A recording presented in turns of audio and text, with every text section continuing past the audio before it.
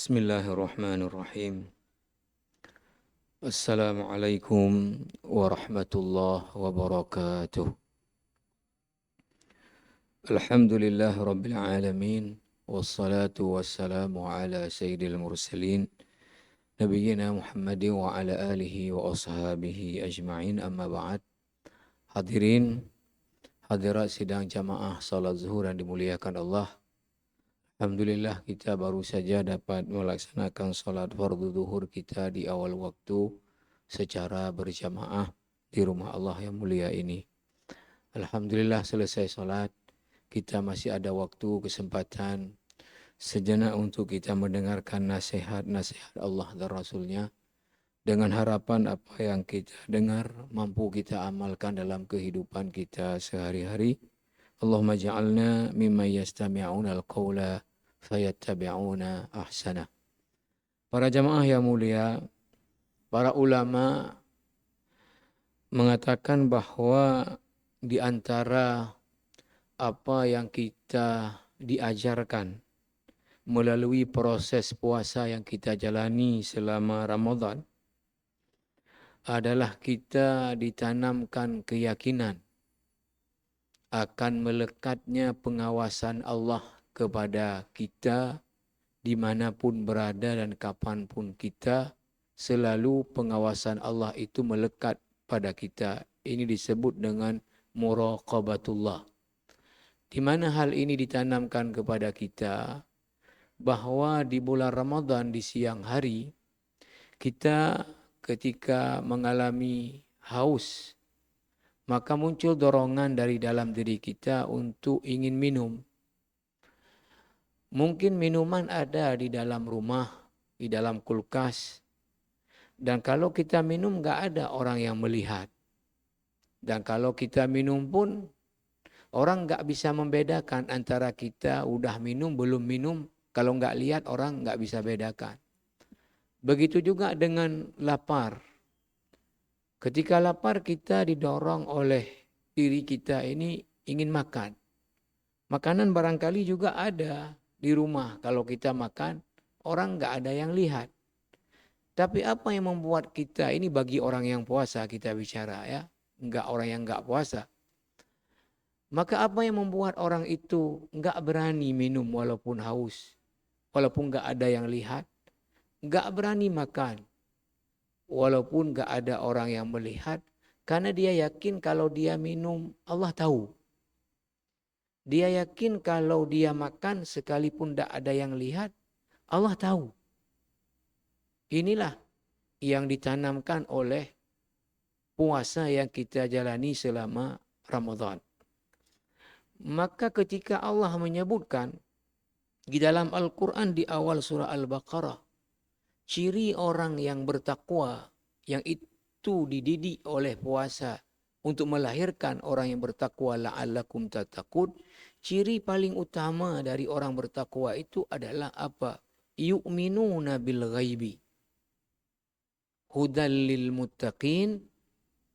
Mana orang yang bertakwa? Alladzina yu'minuna bil ghaib. Orang-orang yang yakin dengan perkara yang dia tidak bisa indra. Tapi karena Allah beritahu, Rasul beritahu, walau tidak dia lihat, dia yakin itu seperti dia melihatnya dengan matanya.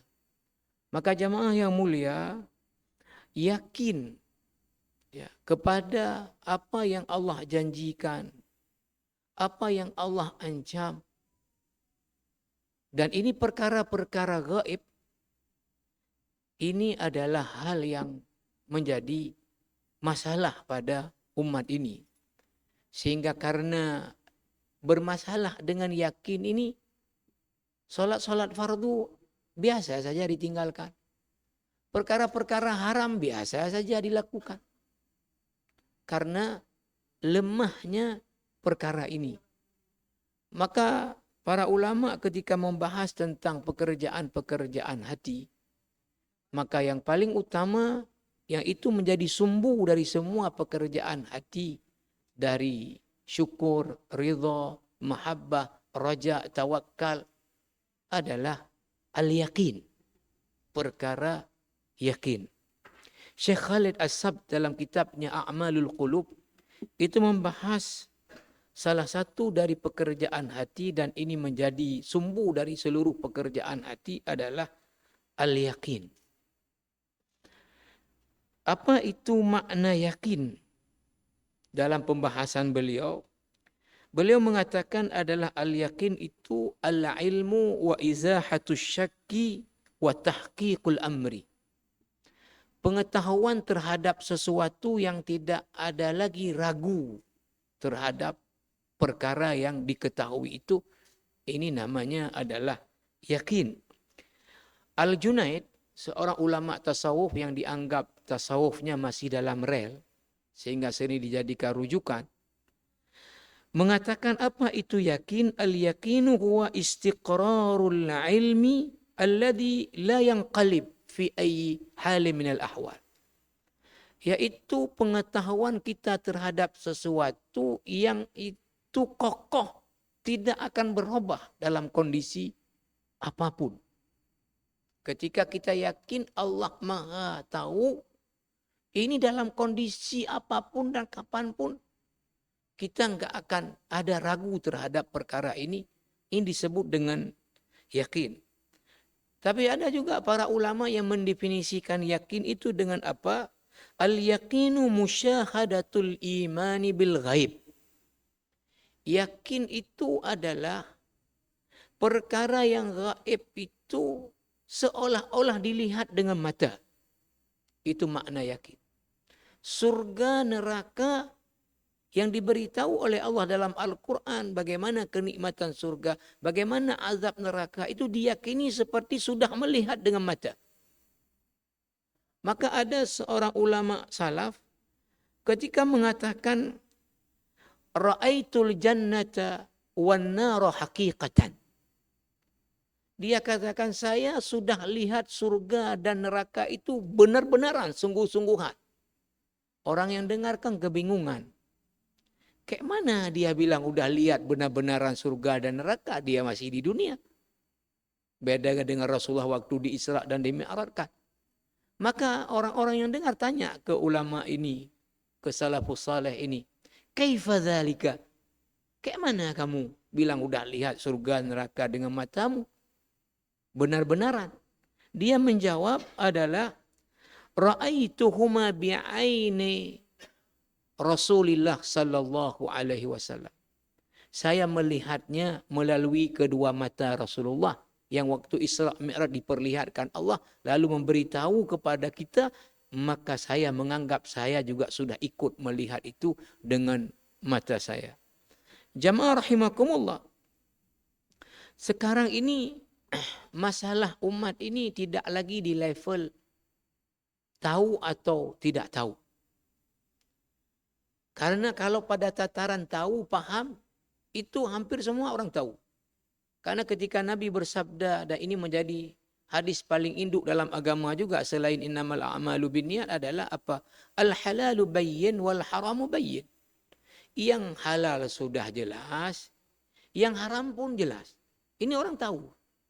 Apa hukum sholat fardu? Ini semua orang dah tahu. Orang enggak sholat pun kita tanya, dan apakah hanan temayang, pukul temayang? Wajib. Bahkan dia tahu umamnya hanan temayang, keriban di akhirat, gedek lan neraka. Apakah hanan temayang? Nyambe endayo. Tahu. Apa kelebihan solat berjamaah bagi laki-laki daripada solat sendiri? Semua orang tahu. 27 kali lipat. Tapi kok salatnya sendiri? Enggak solat berjamaah. Berarti masalahnya adalah yakin dengan perkara yang dia tahu itu. Tahu. Tapi yakin dengan yang dia tahu itu yang jadi masalah. Maka Syekh Khalid ini kemudian membahas tentang apa? Apa itu beda antara ilmu dengan yakin? Pengetahuan dengan yakin. Al-farqu bainal ilmi wal yakin. Kata beliau, al-ilmu tu'aridhuhu syukuk wal yakin la syakka fi. Kalau pengetahuan itu dia bisa dihinggapi oleh keraguan-raguan. Punya pukon. Pu'ek gedot puhau roh akhirat. Pegang tu penghalang kubur. Pegang na tapi betul na. Ini kalau pengetahuan masih bisa dirasuki oleh asyukuk, keraguan-raguan. Nya pun betul. Tapi yakin tidak ada ruang bagi ragu untuk masuk. Setiap ragu masuk berarti belum yakin. Kalau udah yakin tidak ada ruang ragu itu untuk masuk. Jamaah rahimakumullah. Al-Hasan ibn Ali itu mengatakan apa tentang masalah pentingnya yakin? Bil yakin tulibat al-jannatu wa bil yakin huriba minan nar wa bil yakin utiyat al-faraidu wa bil yakin subira ala al-haq. Dengan yakinlah ya orang akan mencari surga.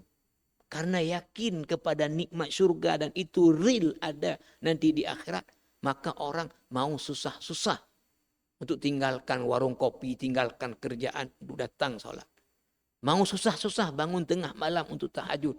Mau susah-susah subuh jam enak tidur untuk kemudian bangun dan pergi ke masjid. Karena ada yakin dalam hatinya. Dan karena yakin juga huriba minan nar. Orang akan menjauh dari neraka karena yakin. Wabil yakin udiyat al-faraidu. Karena yakinlah kewajiban-kewajiban itu orang mengerjakannya. Wabil yakin juga karena yakin apa? Orang sabar terhadap kebenaran ketika diuji. Bagaimana Imam Ahmad mempertahankan kebenaran yang dicambuk, dipenjara, maka ulama lain dihukum pancung. Tapi bertahan tetap dengan kebenaran. Ini karena yakin balasannya adalah surga. Yakin dunia ini sementara. Akhirat yang selama-lamanya. Jangan menukar yang sementara dengan yang selama-lamanya. Jamaah rahimakumullah. Kemudian Syekh Khalid itu membahas tentang tingkatan-tingkatan keyakinan. Maratibul yakin. Beliau membagi berdasarkan kepada dalil. Yakin itu ada 3 tingkatan. Yang pertama disebut dengan ilmal yakin. Derajat berikutnya ainal yakin. Derajat berikutnya adalah haqqul yakin. Tentang 2 derajat yang paling rendah daripada derajat yakin itu adalah ilmal yakin. Tahu sesuatu yang enggak ada ragu terhadap itu sedikit pun. Ini namanya ilmal yakin. Ketika perkara itu sudah ditengok dengan mata yang real, ini disebut dengan ainal yakin. Ketika perkara itu kemudian sudah dirasakan, ya, itu adalah derajatnya haqqul yakin. Di mana diambil ini? Pertama 2 tadi dalam surah At-Takatsur. Kalla law ta'lamuna ilmal yakin. La tarawunnaha ainal yakin. Sekarang kamu tahu bahwa neraka itu ada, enggak ragu sedikit pun ada neraka. Yang kedua, ketika kamu di akhirat tengok neraka, maka kemudian itu namanya ainal yakin. Ketika udah masuk ke dalam neraka, ini namanya adalah haqqul yakin. Dicontohkan ke kasus yang lain adalah ya, di dalam surat Al-Waqi'ah disebutkan inna hadza lahuwa haqqul yakin. Ada kisah dalam surah Al-Baqarah ayat 260 tentang Nabi Ibrahim minta ditunjukkan oleh Allah kemampuan Allah menghidupkan yang sudah mati. Apa diminta oleh Ibrahim kepada Allah? Rabbi arini kaifa tuhyil mauta. Wahai Tuhanku, tunjukkan kepadaku kemampuan engkau menghidupkan yang sudah mati. Karena engkau bilang nanti setelah orang mati semuanya dihidupkan lagi balik nanti di hari akhirat untuk kehidupan akhirat. Coba tunjukkan engkau kuasa untuk itu. Allah tanya kepada Ibrahim, awalam tu'min, kamu tak yakin ya kalau aku kuasa? Nabi Ibrahim yakin betul, enggak sedikit pun ragu. Ini namanya ilmal yakin, bahwa Allah kuasa untuk itu. Maka Ibrahim mengarahkan apa? Qala bala. Iya, aku yakin, aku tahu dan enggak ragu sedikit pun kau kuasa. walakin liyatma'inna qalbi. Tapi tunjukkan lagi biar hati aku lebih tentram lagi. Maka ketika Allah perintahkan fakhuz arba'atan minat tayri, kamu ambil 4 ekor burung, fasurhunna ilaika, kemudian kamu sembelih, kamu cincang burung-burung itu, kemudian kamu lawak-lawak, kamu aduk, kemudian summa ja'al ala kulli jabalin minhunna juz'a, kamu pisahkan 4 burung tadi yang sudah dicampur dagingnya, itu ke 4 bagian, taruh di masing-masing bagian di atas satu bukit. Berarti bisa jadi satu bagian itu sudah bercampur 4 ekor burung. Summa da'uhunna ya'tinaka sa'ya. Kamu panggil itu, maka dia akan datang lengkap lagi seperti pertamanya.